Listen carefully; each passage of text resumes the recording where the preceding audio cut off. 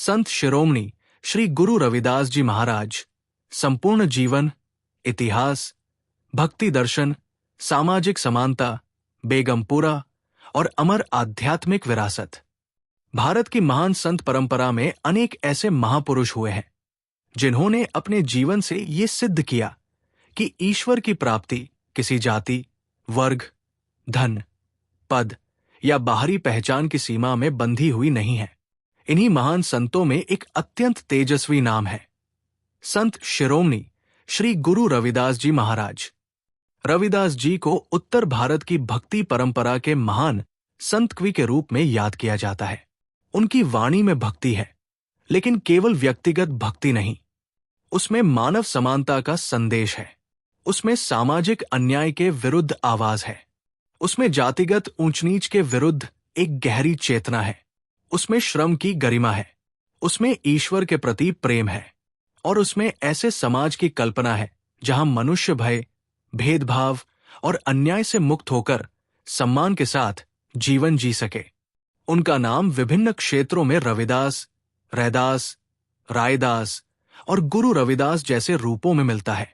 आधुनिक शोध में भी ये स्वीकार किया जाता है कि वे 15वीं-16वीं शताब्दी के उत्तर भारतीय संत परंपरा के प्रमुख व्यक्तित्व थे और उनका अधिकांश जीवन वाराणसी तथा उसके आसपास के क्षेत्र से जुड़ा रहा। उनकी जन्म तिथि के विषय में अलग अलग परंपराएं मिलती हैं। बहुत से अनुयायी माघ पूर्णिमा को उनकी जयंती के रूप में मनाते हैं और प्रचलित परंपराओं में 1377, 1398 या अन्य तिथियां भी मिलती है। इसलिए ऐतिहासिक दृष्टि से किसी एक जन्म वर्ष को पूर्ण निश्चितता के साथ स्वीकार करना उचित नहीं है, लेकिन उनकी तिथि से भी अधिक महत्वपूर्ण है उनका संदेश। उनकी वाणी हमें पूछती है, क्या मनुष्य की पहचान उसके जन्म से होती है? क्या ईश्वर किसी विशेष जाति का है? क्या किसी गरीब या श्रमिक व्यक्ति को ईश्वर की भक्ति का अधिकार नहीं? क्या मंदिर, पूजा और धार्मिक ज्ञान पर किसी वर्ग का अधिकार हो सकता है? रविदास जी का उत्तर स्पष्ट था, ईश्वर सबका है। मनुष्य की वास्तविक महानता उसके जन्म से नहीं, बल्कि उसके कर्म, उसके चरित्र, उसकी भक्ति और उसके भीतर की निर्मलता से होती है। यही कारण है कि सदियों बाद भी संत रविदास जी की वाणी भारत के सामाजिक और आध्यात्मिक जीवन में जीवित है। उनका जीवन उस समय सामने आया जब भारतीय समाज में जातिगत विभाजन अत्यंत मजबूत था। धार्मिक जीवन में बाहरी कर्मकांडों का प्रभाव था। सामाजिक प्रतिष्ठा जन और जाति से जुड़ी हुई थी। ऐसे वातावरण में एक संत का ये कहना कि ईश्वर तक पहुंचने के लिए जन नहीं, बल्कि सच्चा हृदय आवश्यक है, अपने आप में एक महान आध्यात्मिक और सामाजिक घोषणा थी। संत रविदास जी की जीवनकथा को समझने के लिए हमें इतिहास, संत परंपरा, उनकी वाणी और लोक स्मृतियों, इन सभी को साथ लेकर चलना होगा। उनके जीवन के बारे में उपलब्ध स्रोत एक जैसे नहीं हैं। उनकी जीवनी से जुड़ी कई कथाएं बाद की भक्तमाल और संत परंपराओं में विकसित हुई। विद्वान पीटर फ्राइडलैंडर ने रविदास के जीवन और वाणी पर अपने शोध में ये दिखाया है कि उनकी जीवनी और वाणी की परंपरा लंबे समय तक मौखिक रूप से भी विकसित होती रही। इसलिए आज की इस कथा में जहां ऐतिहासिक प्रमाण अपेक्षाकृत मजबूत है, वहां उन्हें इतिहास के रूप में प्रस्तुत किया जाएगा, और जहां कोई घटना मुख्य रूप से भक्त परंपरा या लोक कथा में मिलती है, वहां उसे उसी रूप में समझाया जाएगा।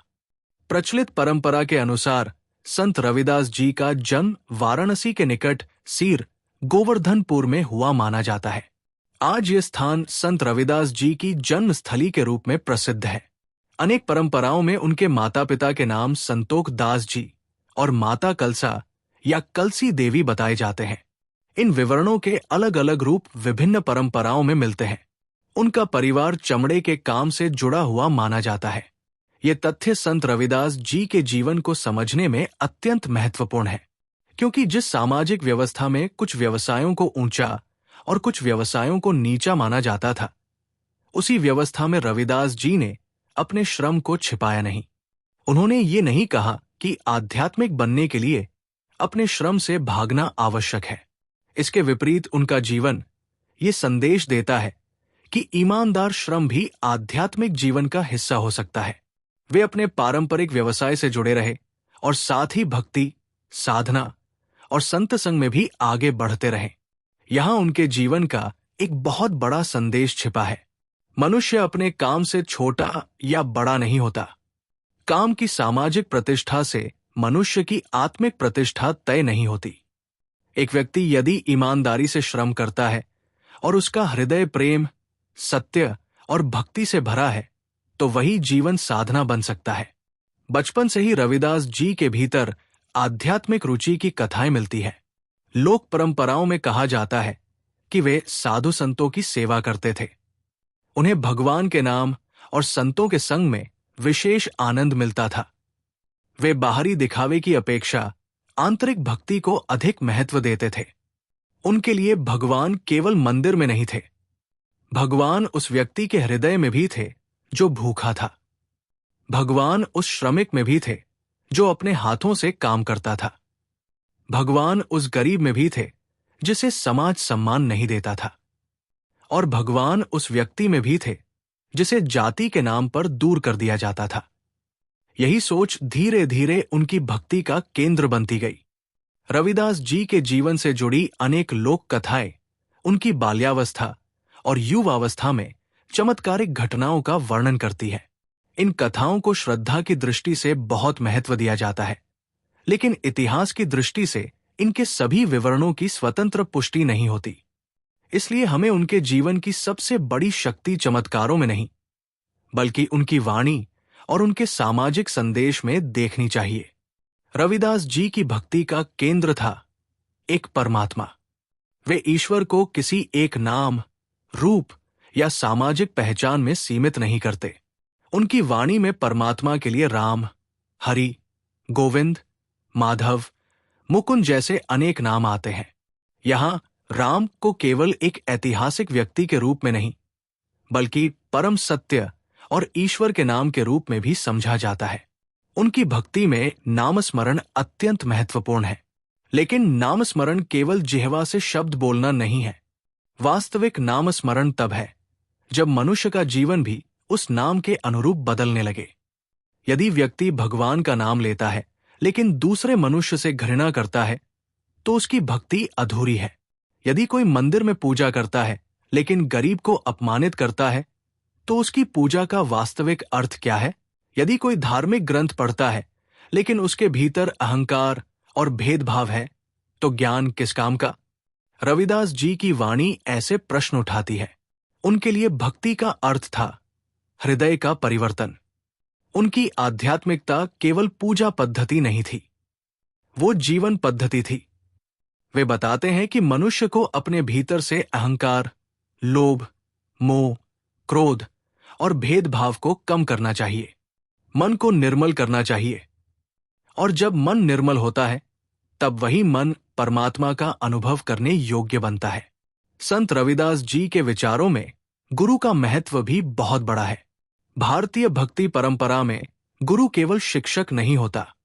गुरु वो है जो अज्ञान के अंधकार से ज्ञान की ओर ले जाता है। रविदास जी की वाणी में भी आत्मज्ञान और आध्यात्मिक मार्गदर्शन का महत्व दिखाई देता है। उनकी गुरु परंपरा के संबंध में विभिन्न ऐतिहासिक और भक्ति परंपरागत मत है। लोकप्रिय परंपरा उन्हें संत रामानंद से जोड़ती है। मध्यकालीन भक्तमाल साहित्य में भी रविदास और रामानंद के संबंध की परंपरा मिलती है, लेकिन आधुनिक इतिहासकार इस संबंध की ऐतिहासिक निश्चितता को सावधानी से देखते हैं। इसलिए इसे एक भक्ति परंपरा में प्रचलित संबंध के रूप में समझना अधिक उचित है। रविदास जी का युग भक्ति आंदोलन के व्यापक विकास का समय था। उत्तर भारत में उस समय अनेक संत और भक्त कवि अपने अपने तरीके से धार्मिक अनुभव को जनता की भाषा में व्यक्त कर रहे थे। कबीर, रविदास, नामदेव, धन्ना, पीपा, सेन और अनेक अन्य संतों की वाणी ने धार्मिक अनुभव को केवल संस्कृत या विद्वानों की भाषा तक सीमित नहीं रखा। उन्होंने लोक भाषाओं में बात की। उन्होंने सीधे सामान्य मनुष्य से संवाद किया। यही भक्ति आंदोलन की एक बड़ी विशेषता थी। रविदास जी की वाणी भी इसी व्यापक संत परंपरा का महत्वपूर्ण हिस्सा है। उनकी भाषा सरल है, लेकिन विचार अत्यंत गहरे हैं। वे कठिन दार्शनिक शब्दावली के बजाय दैनिक जीवन की उपमाओं से सत्य समझाते हैं। वे बताते हैं कि मनुष्य बाहरी पहचान में उलझा हुआ है, जबकि वास्तविक पहचान आत्मा की है। उनका सबसे महत्वपूर्ण सामाजिक संदेश था जाति से ऊपर मनुष्य की समानता। उनका अपना जीवन ही इस संदेश का उदाहरण बन गया। यदि समाज किसी व्यक्ति को जन्म के आधार पर नीचे रखता है, तो रविदास जी उस व्यवस्था को आध्यात्मिक सत्य नहीं मानते। उनके लिए परमात्मा की दृष्टि में मनुष्य की आत्मा समान है। यही कारण है कि रविदास जी को आज सामाजिक समानता और मानवीय गरिमा के महान संतों में याद किया जाता है। लेकिन ये समझना भी जरूरी है कि उनकी सामाजिक चेतना केवल राजनीतिक विरोध नहीं थी, उसका मूल आध्यात्मिक था। वे कहते हैं कि यदि परमात्मा एक है और वो हर जीव में उपस्थित है, तो फिर मनुष्य मनुष्य में भेद कैसे कर सकता है? यदि एक ही प्रकाश सबके भीतर है, तो किसी को ऊंचा और किसी को नीचा कैसे कहा जा सकता है? यही प्रश्न उनके दर्शन को शक्ति देता है। रविदास जी के विचारों में श्रम की गरिमा भी महत्वपूर्ण है। उनके जीवन की सबसे प्रेरक बातों में से एक ये है कि उन्होंने भक्ति को श्रम से अलग नहीं किया। उनकी कथा एक ऐसे संत की कथा है जो आध्यात्मिक रूप से ऊंचे स्तर पर पहुंचने के बाद भी अपने श्रम और जीवन की वास्तविकता से जुड़े रहे। ये संदेश आज भी अत्यंत आधुनिक है। काम कोई छोटा नहीं, ईमानदार श्रम कोई अपमान नहीं, मनुष्य का मूल्य उसके पेशे से नहीं, उसके चरित्र से होना चाहिए। इसी संदर्भ में संत रविदास जी की प्रसिद्ध परंपरा हमें यह भी याद दिलाती है कि आध्यात्मिकता का अर्थ संसार से भागना नहीं, बल्कि संसार में रहते हुए अपने कर्म को पवित्र बनाना है।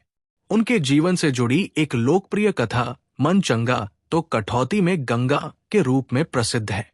कथा का भाव यह है कि यदि मन पवित्र है, तो ईश्वर का अनुभव केवल किसी विशेष तीर्थ में जाने से ही नहीं, बल्कि अपने भीतर भी किया जा सकता है। इस कथा के अनेक रूप मिलते हैं और इसे ऐतिहासिक घटना के रूप में प्रमाणित करना कठिन है, लेकिन इसका आध्यात्मिक संदेश अत्यंत स्पष्ट है। बाहरी तीर्थ से पहले भीतर का तीर्थ आवश्यक है। मन में यदि घृणा है, तो गंगा स्नान भी मन को निर्मल नहीं कर सकता। मन में यदि प्रेम और करुणा है, तो सामान्य जीवन भी साधना बन सकता है। रविदास जी की भक्ति में ये आंतरिक पवित्रता बार बार दिखाई देती है। उनकी प्रसिद्ध रचनाओं में से सबसे महत्वपूर्ण कल्पनाओं में एक है बेगमपुरा। बेगमपुरा का अर्थ सामान्यतः ऐसे नगर या स्थान से लिया जाता है जहां गम अर्थात दुख नहीं है। ये केवल कोई भौतिक शहर नहीं है, ये एक आध्यात्मिक और सामाजिक आदर्श की कल्पना है। रविदास जी एक ऐसे समाज की कल्पना करते हैं जहां भय नहीं हो, अत्याचार नहीं हो, जातिगत अपमान नहीं हो, अन्याय नहीं हो और मनुष्य सम्मान के साथ जीवन जी सके। उनकी बेगमपुरा की कल्पना को आधुनिक विद्वानों ने सामाजिक समानता और न्याय के एक महत्वपूर्ण काव्यात्मक आदर्श के रूप में अध्ययन किया है। बेगमपुरा में मनुष्य को केवल जीवित रहने की स्वतंत्रता नहीं मिलती, उसे सम्मान के साथ जीने की स्वतंत्रता मिलती है। वहां भय का शासन नहीं, वहां शोषण का बोझ नहीं, वहां सामाजिक अपमान नहीं, वहां मनुष्य अपनी पहचान के कारण छोटा नहीं माना जाता।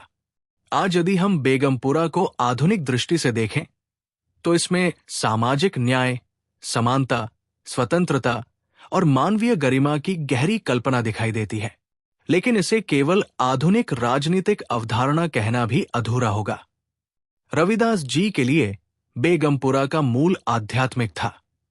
ऐसा समाज तभी संभव है जब मनुष्य के भीतर भी भेदभाव समाप्त हो। यदि बाहर समानता की बात हो और भीतर अहंकार हो, तो बेगमपुरा केवल कल्पना रह जाएगी। इसलिए रविदास जी का सामाजिक दर्शन भीतर से बाहर की ओर चलता है। पहले मन को बदलो, फिर व्यवहार बदलो, फिर समाज बदलेगा। यही उनकी आध्यात्मिक सामाजिक क्रांति की दिशा थी। रविदास जी की वाणी का एक महत्वपूर्ण पक्ष ये भी है कि वे बाहरी आडंबर पर प्रश्न उठाते हैं। वे ये नहीं कहते कि पूजा या धार्मिक परंपरा का कोई महत्व नहीं। वे कहते हैं कि पूजा का वास्तविक मूल्य उसके पीछे की भावना में है। यदि हृदय में प्रेम है तो साधना जीवित है। यदि हृदय में अहंकार है तो केवल बाहरी प्रदर्शन से आत्मिक परिवर्तन नहीं होता। इसलिए रविदास जी की भक्ति को निर्गुण संत परंपरा से जोड़कर देखा जाता है। इस परंपरा में परमात्मा को किसी सीमित मूर्ति या रूप में बांधने के बजाय निराकार, सर्वव्यापक और अनुभवगम्य सत्य के रूप में देखा जाता है। हालांकि उनकी वाणी में ईश्वर के अनेक नाम आते हैं, लेकिन उन नामों के पीछे एक ही परम सत्ता का भाव है। यही कारण है कि उनकी वाणी विभिन्न समुदायों के लोगों को आकर्षित करती रही। संत रविदास जी की वाणी का एक महत्वपूर्ण ऐतिहासिक तथ्य यह है कि उनकी रचनाओं का एक संग्रह बाद में आदि ग्रंथ, जिसे आज श्री गुरु ग्रंथ साहिब के नाम से जाना जाता है, में शामिल हुआ। ऑक्सफोर्ड की विद्वतापूर्ण सामग्री के अनुसार रविदास की वाणी 16वीं शताब्दी तक मौखिक परंपराओं में प्रसारित हो चुकी थी और बाद में उनके पद विभिन्न लिखित संकलनों में सुरक्षित हुए। उनकी कुछ रचनाएं आदि ग्रंथ में भी संकलित हुई। इससे उनकी वाणी के ऐतिहासिक प्रभाव और व्यापक स्वीकार्यता का पता चलता है।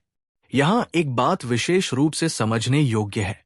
रविदास जी की वाणी को केवल किसी एक धार्मिक समुदाय की सीमित संपत्ति के रूप में देखना उनके व्यापक संदेश को छोटा करना होगा। उनकी वाणी में मानवता से संवाद है। उनकी भक्ति में सामाजिक सीमाओं से ऊपर उठने का प्रयास है। उनके शब्द मनुष्य को अपने भीतर झांकने के लिए कहते हैं। उनकी रचनाओं में भगवान के प्रति प्रेम और आत्मसमर्पण दिखाई देता है, लेकिन उसी के साथ सामाजिक असमानता के विरुद्ध एक गहरी चेतना भी दिखाई देती है। उनकी वाणी में संसार की नश्वरता का विचार भी आता है। धन, शरीर, पद और प्रतिष्ठा स्थायी नहीं है। जो कुछ आज हमारे पास है वो कल नहीं भी हो सकता। इसलिए मनुष्य को अपने जीवन का उपयोग केवल धन इकट्ठा करने में नहीं करना चाहिए। उसे अपने भीतर की चेतना को जागृत करना चाहिए, दूसरों के प्रति दया रखनी चाहिए, ईश्वर का नाम स्मरण करना चाहिए और अपने जीवन को सत्य और प्रेम से भरना चाहिए। संत रविदास जी के जीवन से जुड़ी प्रसिद्ध कथाओं में राजाओं, रानियों और उच्च सामाजिक वर्ग के लोगों द्वारा उनके सम्मान की कथाएं भी मिलती हैं। इनमें सबसे प्रसिद्ध परंपराओं में मीराबाई और रविदास जी का संबंध है। भक्ति साहित्य में मीराबाई को रविदास का शिष्य या गुरुभक्त संबंध से जोड़ने की परंपरा व्यापक है। मीरा के कुछ पदों की परंपरा में रविदास को गुरु के रूप में स्मरण किया गया है, लेकिन यहां भी इतिहास और भक्ति परंपरा को अलग अलग देखना आवश्यक है। ऐतिहासिक रूप से ये संबंध किस रूप में हुआ, इसका पूर्ण और सर्वसम्मत प्रमाण उपलब्ध नहीं है, लेकिन भक्ति परंपरा में इस संबंध का महत्व बहुत बड़ा है। क्यों? क्योंकि इसमें वही संदेश दिखाई देता है जो रविदास जी के जीवन का केंद्र था। आध्यात्मिक महानता जन्म से निर्धारित नहीं होती। एक राजघराने से जुड़ी भक्त महिला एक ऐसे संत को गुरु मान सकती है जिसे समाज ने जाति के आधार पर नीचे रखा था। ये परंपरा अपने समय की सामाजिक धारणाओं को चुनौती देती है। इसी प्रकार रविदास जी के बारे में अनेक चमत्कारिक कथाएं भी प्रचलित है। कहीं कहा जाता है कि उन्होंने भक्त की रक्षा की, कहीं उनके स्पर्श या आशीर्वाद से रोग ठीक होने की कथा है, कहीं उनके सामने अहंकार टूटने की कथा है, कहीं भगवान के प्रत्यक्ष दर्शन की कथा है। इन कथाओं को श्रद्धालु आध्यात्मिक सत्य के रूप में देखते हैं, लेकिन इतिहासकारों के लिए इनका मूल्य मुख्यतः उस संत की सामाजिक और धार्मिक स्मृति को समझने में है। इसलिए संत रविदास जी की महानता को सिद्ध करने के लिए चमत्कारों पर निर्भर होना आवश्यक नहीं। उनकी सबसे बड़ी शक्ति उनकी वाणी है। उनका सबसे बड़ा चमत्कार यह है कि सदियों बाद भी उनका संदेश जीवित है। उनका सबसे बड़ा चमत्कार यह है कि एक श्रमिक संत की आवाज आज भी समाज को समानता का प्रश्न पूछने के लिए मजबूर करती है। उनकी सबसे बड़ी विरासत यह है कि उन्होंने भक्ति को मानव गरिमा से जोड़ दिया। रविदास जी का दर्शन हमें यह भी सिखाता है कि धर्म और नैतिकता अलग अलग नहीं है। यदि धर्म मनुष्य को बेहतर नहीं बनाता तो उसका उद्देश्य अधूरा है।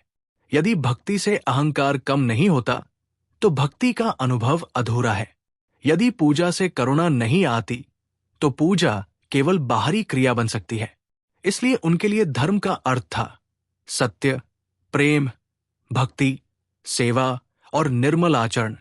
उनकी दृष्टि में गरीब की सहायता केवल सामाजिक कार्य नहीं, ये ईश्वर की सेवा भी है। दुखी व्यक्ति के प्रति करुणा केवल नैतिकता नहीं, ये आध्यात्मिकता है। भूखे व्यक्ति को भोजन देना केवल दान नहीं, ये मनुष्य के भीतर स्थित ईश्वर का सम्मान है। यही सोच भारतीय संत परंपरा की सबसे सुंदर विशेषताओं में से एक है। संत रविदास जी के संदेश में विनम्रता भी अत्यंत महत्वपूर्ण है। अहंकार मनुष्य को ईश्वर से दूर करता है। जब मनुष्य स्वयं को बड़ा समझता है तब वो दूसरों को छोटा समझने लगता है। यहीं से भेदभाव जन्म लेता है। इसलिए आध्यात्मिक जीवन का पहला कदम अपने अहंकार को पहचानना है। रविदास जी की भक्ति में आत्मसमर्पण है। वे परमात्मा को अपना स्वामी मानते हैं। मनुष्य अपने भीतर से ये भावना विकसित करे कि वो अकेला करता नहीं है। ईश्वर की कृपा और चेतना के बिना जीवन संभव नहीं। ये भावना अहंकार को कम करती है, और जब अहंकार कम होता है तब प्रेम बढ़ता है। प्रेम बढ़ता है तो सेवा आती है। सेवा आती है तो समाज बदलने लगता है। यही संत रविदास जी के दर्शन का क्रम समझा जा सकता है। भक्ति से विनम्रता, विनम्रता से प्रेम, प्रेम से सेवा, सेवा से समानता और समानता से एक बेहतर समाज। संत रविदास जी का जीवन हमें ये भी बताता है कि किसी भी महान आध्यात्मिक परंपरा को समझने के लिए उसके सामाजिक संदर्भ को समझना आवश्यक है। 15वीं शताब्दी का उत्तर भारत अनेक राजनीतिक और सामाजिक परिवर्तनों से गुजर रहा था। दिल्ली सल्तनत और क्षेत्रीय शक्तियों के बीच राजनीतिक संघर्ष थे। शहरों और व्यापारिक केंद्रों का विकास हो रहा था। कारीगरों और श्रमिक समुदायों का आर्थिक जीवन महत्वपूर्ण था। धार्मिक स्तर पर हिंदू और मुस्लिम समाजों के बीच संवाद, संघर्ष और सांस्कृतिक आदान प्रदान चल रहा था। इसी वातावरण में संत और सूफी परंपराएं सामान्य लोगों के बीच लोकप्रिय हो रही थी। संत रविदास जी का संदेश इसी व्यापक सामाजिक वातावरण में विकसित हुआ। उनकी भाषा संस्कृत के विद्वानों तक सीमित नहीं थी, वो जनभाषा से जुड़ी थी। उनकी वाणी इसलिए लोगों के बीच गहराई से पहुंच सकी। ये भक्ति आंदोलन की शक्ति थी। ईश्वर को समझने के लिए किसी विशेष विद्वता की अनिवार्यता नहीं, सच्चा हृदय पर्याप्त है। ये विचार सामाजिक रूप से अत्यंत शक्तिशाली था, क्योंकि इससे आध्यात्मिक अधिकार का केंद्र बदल गया। अब कोई व्यक्ति केवल इसलिए ईश्वर से दूर नहीं हो सकता था कि उसका जन्म किसी विशेष जाति में नहीं हुआ। रविदास जी की ये दृष्टि आज भी सामाजिक समानता के विमर्श में महत्वपूर्ण है। आधुनिक शोधकर्ता भी उनकी वाणी में सामाजिक चेतना और समानता की कल्पना को महत्वपूर्ण मानते हैं। रविदास जी का संदेश केवल जाति व्यवस्था तक सीमित नहीं है, वो मनुष्य के हर प्रकार के अहंकार के विरुद्ध है। धन का अहंकार, ज्ञान का अहंकार, जाति का अहंकार, पद का अहंकार, धार्मिक पहचान का अहंकार। यदि कोई व्यक्ति अपनी पहचान को दूसरों को छोटा करने का साधन बना ले तो वो आध्यात्मिकता से दूर चला जाता है। रविदास जी की भक्ति मनुष्य को जोड़ती है। उनकी वाणी विभाजन को चुनौती देती है। उनकी कल्पना में समाज ऐसा होना चाहिए जहां व्यक्ति का सम्मान उसकी मानवता के कारण हो। इसीलिए बेगमपुरा की कल्पना को केवल एक धार्मिक कविता नहीं समझना चाहिए, ये सामाजिक नैतिकता की एक बड़ी कल्पना है। बेगमपुरा में दुख नहीं, भय नहीं, अन्याय नहीं, अत्याचार नहीं, अनावश्यक बोझ नहीं। मनुष्य को अपनी गरिमा के साथ जीने का अधिकार है। आज के समय में हम इसे मानव गरिमा, सामाजिक न्याय और समान अवसर के दृष्टिकोण से भी पढ़ सकते हैं। लेकिन रविदास जी की मूल दृष्टि में इसका केंद्र था मनुष्य और परमात्मा के बीच सीधा संबंध। यदि परमात्मा सब में है तो किसी को अपमानित करना स्वयं परमात्मा की उपेक्षा करना है। यही कारण है कि उनकी भक्ति और सामाजिक चेतना अलग अलग विषय नहीं है, वे एक ही आध्यात्मिक दृष्टि के दो पहलू हैं। संत रविदास जी के जीवन का एक और महत्वपूर्ण संदेश है गृहस्थ जीवन और आध्यात्मिक जीवन का संबंध। उनकी परंपरा हमें यह समझाती है कि ईश्वर की खोज के लिए संसार छोड़ना अनिवार्य नहीं। मनुष्य अपने परिवार में रहते हुए भी भक्त हो सकता है, अपने काम को ईमानदारी से करते हुए भी साधक हो सकता है, दैनिक जीवन की कठिनाइयों के बीच भी नामस्मरण कर सकता है। यही संत परंपरा की एक बड़ी विशेषता थी, भक्ति को जीवन के सामान्य अनुभवों से जोड़ना। रविदास जी का जीवन इसी कारण सामान्य मनुष्य के लिए प्रेरक बना। एक व्यक्ति सुबह काम करता है, परिवार का पालन करता है, समाज में कठिनाइयों का सामना करता है, फिर भी उसके भीतर भगवान का स्मरण जीवित रह सकता है। यही आध्यात्मिकता का लोकतंत्रीकरण है। रविदास जी की वाणी में संसार की नश्वरता और ईश्वर की स्थिरता का विचार भी मिलता है। मनुष्य का शरीर बदलता है, धन आता जाता है, राजा बदलते हैं, साम्राज्य बदलते हैं, लेकिन परम सत्य का अनुभव मनुष्य को भीतर से स्थिर कर सकता है। इसलिए वे मनुष्य को बाहरी प्रतिष्ठा के पीछे भागने के बजाय भीतर की शांति खोजने की प्रेरणा देते हैं। उनकी दृष्टि में सच्चा धन ईश्वर का नाम है, सच्ची प्रतिष्ठा निर्मल चरित्र है, सच्ची शक्ति प्रेम है और सच्ची स्वतंत्रता भीतर की मुक्ति है। आज जब मनुष्य धन, पद, सामाजिक प्रतिष्ठा और बाहरी सफलता के पीछे लगातार भाग रहा है, तब संत रविदास जी का संदेश और भी प्रासंगिक दिखाई देता है। वे हमें रोककर पूछते हैं, तुमने बहुत कुछ प्राप्त कर लिया, लेकिन क्या तुमने अपने भीतर शांति प्राप्त की? तुमने समाज में सम्मान पा लिया, लेकिन क्या तुम्हारे भीतर विनम्रता है? तुमने धन अर्जित कर लिया, लेकिन क्या तुमने किसी जरूरतमंद के साथ उसे साझा किया? तुमने बहुत ज्ञान प्राप्त कर लिया, लेकिन क्या तुम्हारे भीतर प्रेम आया? यही प्रश्न रविदास जी की वाणी को आज भी जीवित बनाते हैं। उनकी रचनाओं का प्रभाव उत्तर भारत की विभिन्न भक्ति परंपराओं पर पड़ा। उनकी वाणी अलग अलग पांडुलिपि और मौखिक परंपराओं में संरक्षित रही। ऑक्सफोर्ड के शोध संदर्भ के अनुसार उनके पद 16वीं शताब्दी तक मौखिक परंपरा में प्रसिद्ध थे और बाद में विभिन्न भक्ति संकलनों में लिखित रूप में सुरक्षित हुए। इसका अर्थ यह है कि रविदास जी का प्रभाव किसी एक स्थान तक सीमित नहीं रहा। उनकी वाणी पंजाब, राजस्थान, उत्तर प्रदेश और उत्तर भारत के अन्य क्षेत्रों में भी पहुंची। उनके नाम से जुड़ी परंपराएं समय के साथ विकसित होती रहीं। आधुनिक युग में उनके अनुयायियों ने उनकी शिक्षाओं को सामाजिक संगठन, शिक्षा, आत्मसम्मान और मानव समानता से भी जोड़ा। इस प्रकार संत रविदास जी केवल मध्यकालीन संत नहीं रहे, वे आधुनिक सामाजिक चेतना का भी हिस्सा बन गए। आज उनकी जन्मस्थली वाराणसी का सीर गोवर्धनपुर श्रद्धा का महत्वपूर्ण केंद्र है। वहां हर वर्ष माघ पूर्णिमा के अवसर पर बड़ी संख्या में श्रद्धालु एकत्र होते हैं और उनकी जयंती मनाई जाती है। हाल के वर्षों में उनकी जन्मस्थली के ऐतिहासिक और सांस्कृतिक महत्व को संरक्षित करने के लिए संग्रहालय जैसी परियोजनाएं भी विकसित की जा रही है। लेकिन संत रविदास जी की वास्तविक जन्मभूमि केवल कोई भौतिक स्थान नहीं। उनकी वास्तविक जन्मभूमि वह चेतना है जहां मनुष्य दूसरे मनुष्य को बराबर समझना सीखता है, जहां जाति से पहले मानवता आती है, जहां धर्म से पहले प्रेम आता है, जहां पूजा से पहले करुणा आती है, जहां ज्ञान से पहले विनम्रता आती है और जहां भगवान को खोजने से पहले अपने भीतर के अहंकार को पहचानना शुरू किया जाता है। यही संत रविदास जी का आध्यात्मिक संदेश है। उनके जीवन से जुड़ी अनेक कथाओं में एक बात बार बार सामने आती है, लोग उन्हें परखना चाहते हैं। कोई उनके जन्म को देखकर उन्हें छोटा समझता है, कोई उनके व्यवसाय को देखकर उन्हें साधारण मानता है, कोई उनकी सामाजिक स्थिति पर प्रश्न उठाता है, लेकिन अंततः उनकी भक्ति और आत्मिक शक्ति लोगों के अहंकार को चुनौती देती है।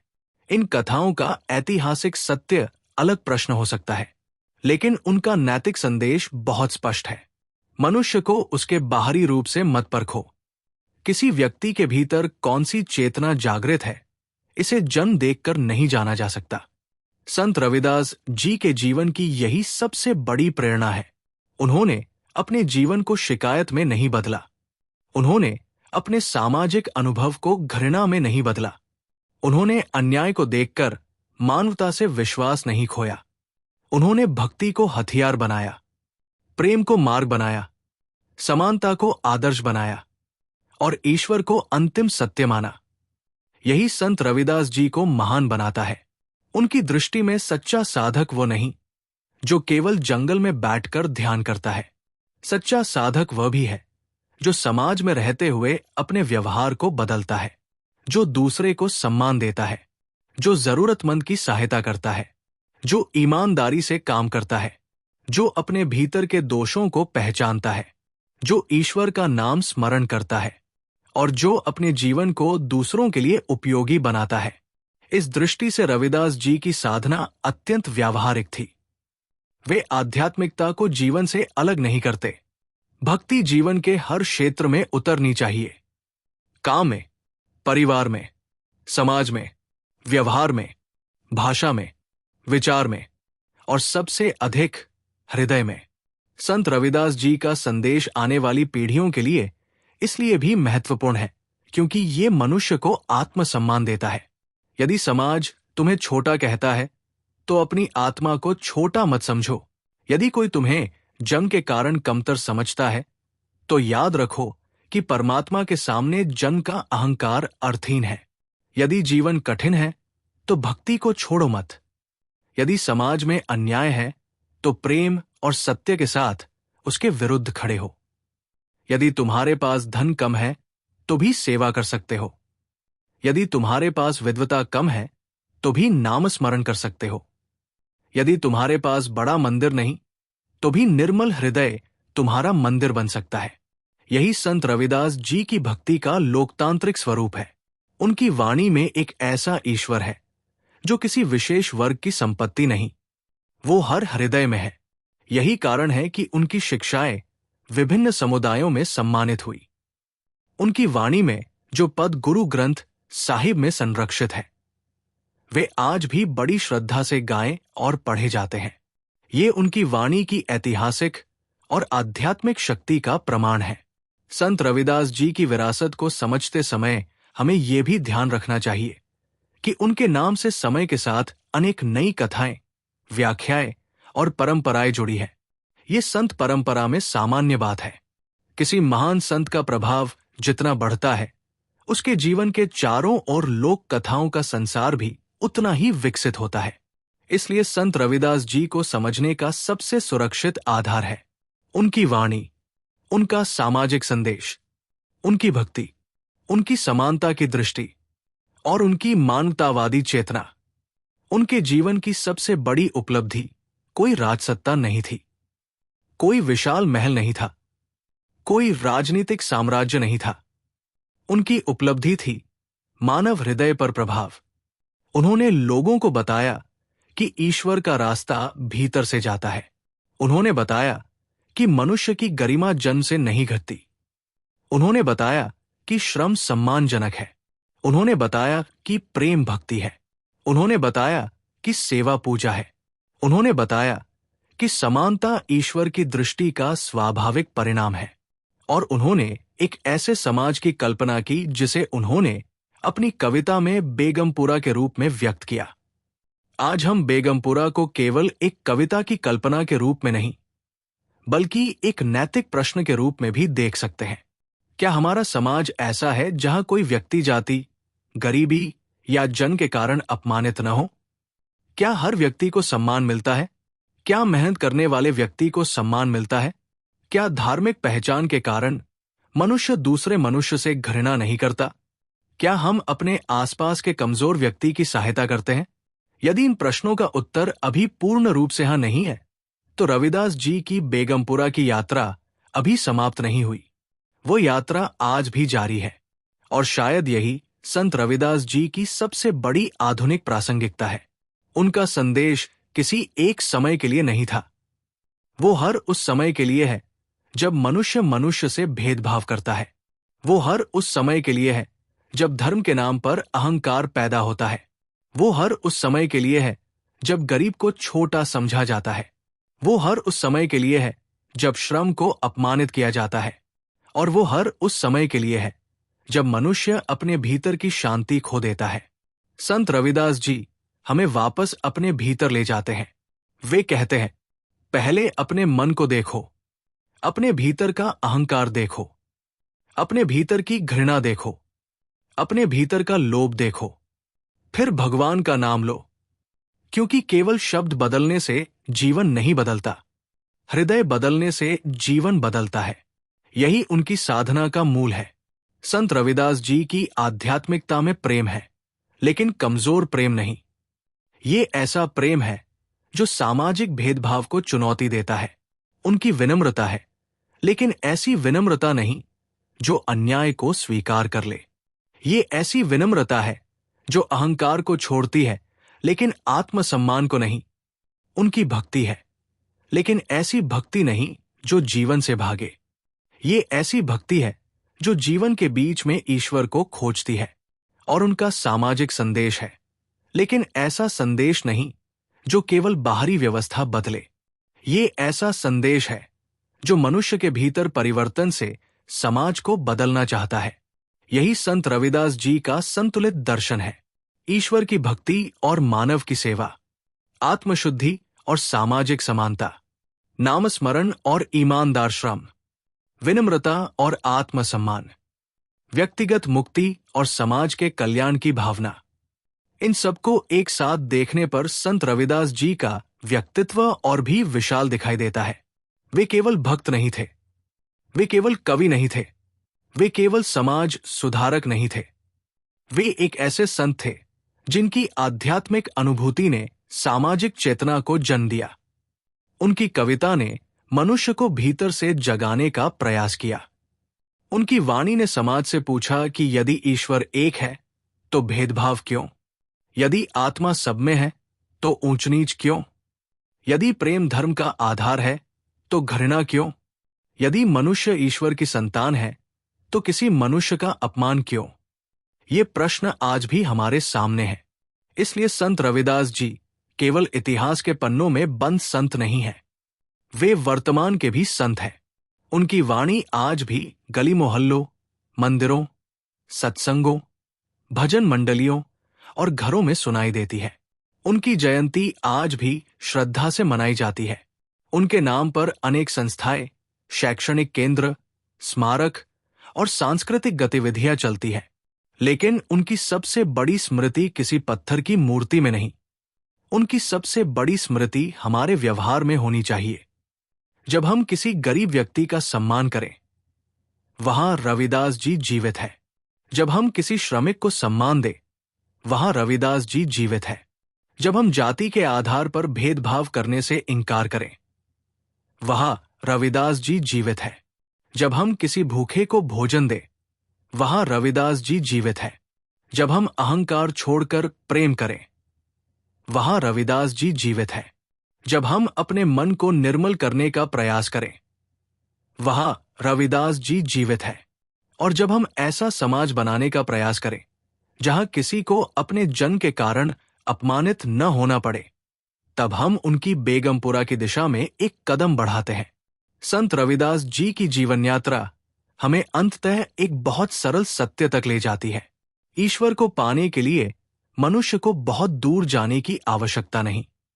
उसे अपने भीतर देखना है, अपने मन को साफ करना है, अपने कर्म को ईमानदार बनाना है, अपने हृदय में प्रेम जगाना है, दूसरों के दुख को अपना दुख समझना है और उस परम सत्ता का स्मरण करना है जो सबके भीतर समान रूप से विद्यमान है। यही भक्ति है, यही सेवा है, यही मानवता है और यही संत रविदास जी की अमर विरासत है। आज यदि हम उनके पूरे जीवन को एक वाक्य में समझना चाहें तो कह सकते हैं, उन्होंने उस समाज में ईश्वर की खोज की जहां मनुष्य मनुष्य से भेदभाव करता था, और उन्होंने उत्तर दिया कि जिस ईश्वर को हम मंदिरों और तीर्थों में खोजते हैं, वो उसी मनुष्य के भीतर भी है जिसे हम समाज में छोटा समझते हैं। यही विचार उनकी भक्ति को महान बनाता है। यही विचार उनकी कविता को अमर बनाता है और यही विचार उनकी बेगमपुरा की कल्पना को सदियों बाद भी जीवित रखता है। संत शिरोमणि श्री गुरु रविदास जी महाराज की अमर वाणी हमें यही प्रेरणा देती है। अपने मन को निर्मल करो, ईश्वर का स्मरण करो, ईमानदारी से श्रम करो, दूसरों के साथ प्रेम करो, जरूरतमंद की सेवा करो, अहंकार को छोड़ो, जाति और जन के आधार पर किसी को छोटा मत समझो और ऐसा समाज बनाने का प्रयास करो जहां हर मनुष्य सम्मान, स्वतंत्रता और शांति के साथ जीवन जी सके। क्योंकि सच्ची भक्ति केवल भगवान के सामने सिर झुकाना नहीं है। सच्ची भक्ति तब पूर्ण होती है जब हम भगवान की बनाई हुई मानवता के सामने भी प्रेम और सम्मान से सिर झुकाना सीखते हैं। यही संत रविदास जी की साधना है, यही उनका दर्शन है, यही उनकी सामाजिक चेतना है, यही उनकी मानवता है और यही उनकी अमर आध्यात्मिक विरासत है। संत शिरोमणि श्री गुरु रविदास जी महाराज को कोटि कोटि नमन। उनकी वाणी हमारे भीतर प्रेम जगाए, उनकी भक्ति हमारे भीतर विनम्रता जगाए, उनकी सेवा भावना हमारे कर्मों में आए, उनकी समानता की दृष्टि हमारे समाज को मजबूत करे और उनकी बेगमपुरा की कल्पना हमें ऐसा समाज बनाने की प्रेरणा देती रहे जहां किसी मनुष्य को जन्म, जाति, गरीबी या सामाजिक स्थिति के कारण अपमानित न होना पड़े। प्रेम हो, समानता हो, सेवा हो, सत्य हो, भक्ति हो और हर हृदय में परमात्मा का प्रकाश हो। संत शिरोमणि श्री गुरु रविदास जी महाराज को शत शत नमन। अगर आपको यह वीडियो पसंद आया हो तो कृपया वीडियो को लाइक करें, हमारे चैनल को सब्सक्राइब करें और बेल आइकन अवश्य दबाएं ताकि हमारी हर नई और ज्ञानवर्धक वीडियो की जानकारी आपको सबसे पहले मिल सके। हमारा उद्देश्य सरल और उपयोगी ज्ञान को अधिक से अधिक लोगों तक पहुंचाकर अगली पीढ़ी तक ज्ञान का हस्तांतरण करना है।